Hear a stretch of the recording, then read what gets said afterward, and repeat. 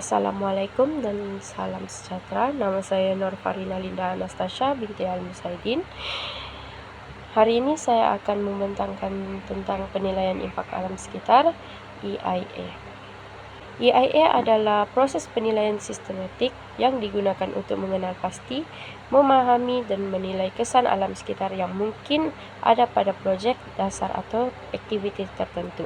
EIA bertujuan untuk mengenal pasti potensi impak terhadap alam sekitar dan menyediakan asas untuk membuat keputusan yang lebih baik dalam perancangan dan pembangunan projek.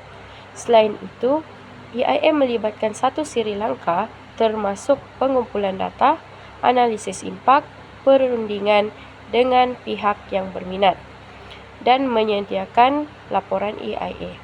Selain itu, EIA boleh digunakan untuk pelbagai jenis projek, pembangunan, infrastruktur, industri, pertanian atau dasar kerajaan yang boleh menjejaskan alam sekitar.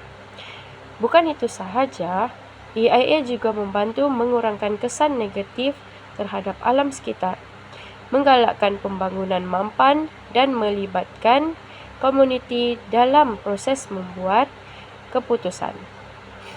Akhir sekali, banyak negara mempunyai undang-undang yang memerlukan EIA untuk projek tertentu, dan pelanggaran peraturan EIA boleh mengakibatkan undang-undang.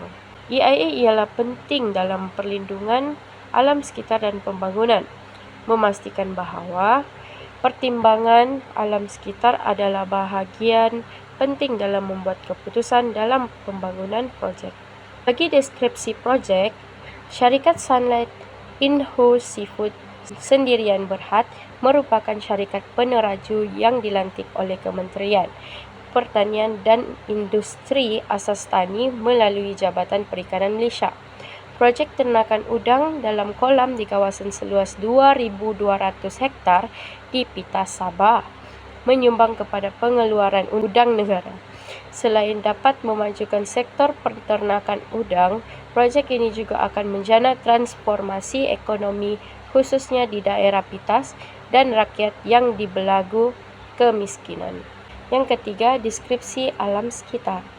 Alam sekitar semula jadi merujuk kepada pelbagai elemen seperti topografi, tumbuh-tumbuhan, iklim, hidrologi, geologi, dan aspek lain yang mencirikan ciri fizikal persekitaran.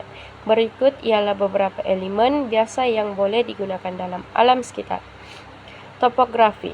Ini merujuk kepada bentuk muka bumi. Penerangan topografi melibatkan penghuraian bentuk tanah seperti dataran, bukit, bukit lembah atau gunung. Yang kedua, tumbuhan.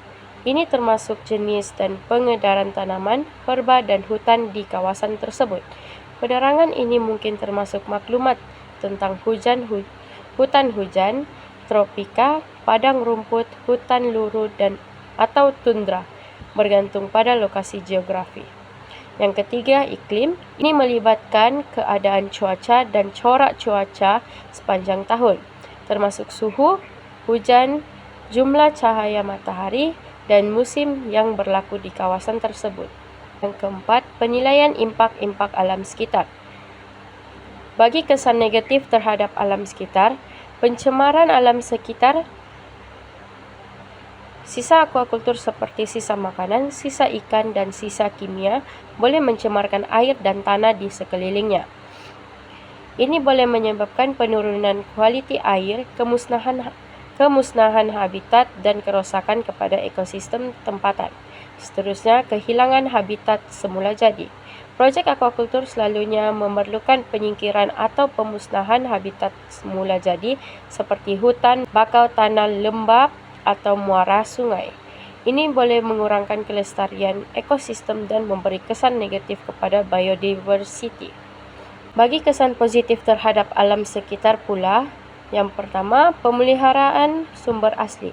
Melindungi sumber asli seperti hutan, air, tanah, dan biodiversity boleh mengurangkan kerosakan alam sekitar dan mengekalkan ketersediaan sumber untuk generasi akan datang.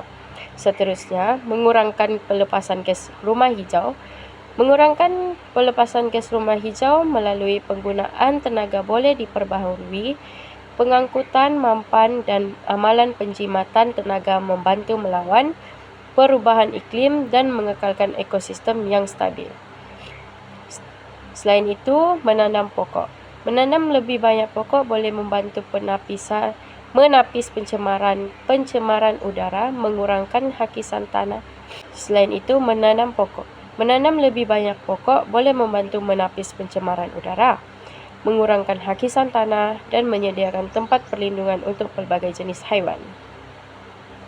Kesimpulannya, EIA akan memperincikan kesan alam sekitar yang mungkin berlaku akibat projek, seperti pencemaran udara, air, dan tanah, kerosakan ekosistem, dan kesan ke atas flora dan fauna.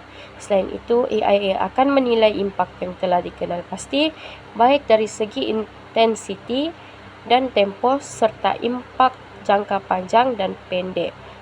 Seterusnya, EIA biasanya akan memberi syur berkenaan langkah yang boleh diambil untuk mengurangkan atau mengelakkan kesan negatif ini, seperti teknik mitigasi atau perubatan dalam perancangan projek.